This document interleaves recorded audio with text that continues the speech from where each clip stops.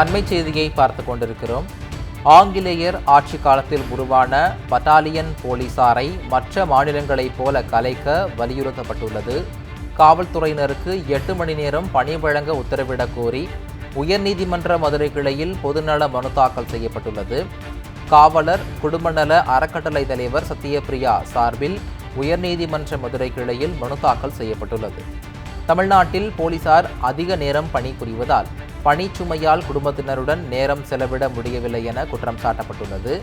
தமிழ்நாடு தலைமைச் செயலர், உள்துறை செயலர், டிஜிபி ஆகியோர் 8 வாரங்களில் பதில் மனு தாக்கல் செய்ய உத்தரவிடப்பட்டுள்ளது.